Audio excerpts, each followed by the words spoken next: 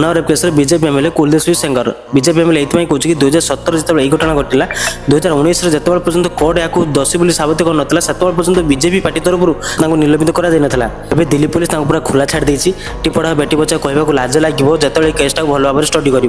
4 जून 2017 BJP strongest MLA Kuldeep Singh Sengar गोटे छोट छुआ को जार बयस 17 वर्ष था चाकरी देवा बहाना निज घर को डाकी सहित रेप कर जून 20 झीर बापा मिसी गोटे केस देते निजर जीवन बचाया भय दिल्ली पलि जाते पुणी अगस्ट मसर उन्नाव आसी दाबी रखते कि चार्जसीट कुलदीप सिंह सेंगर ना रो बोली किंतु जिते गोटे मास पर यूपी पुलिस चार्जसीट फाइल करता चार्जसीट कुलदीप सिंह सेंगर ना ही नाला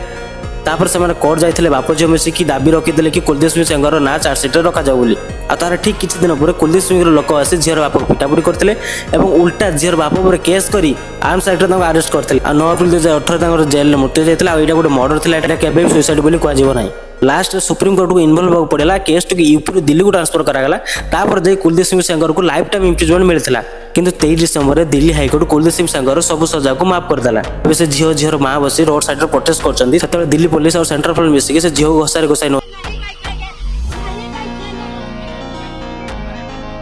भाई मु केबे कल्पना करथिले एबोली भी पारे आपण माने भी कल्पना करिबा नथिबे कि एबोली भी केबे हे परियो बोली रहिली जय जगन्नाथ।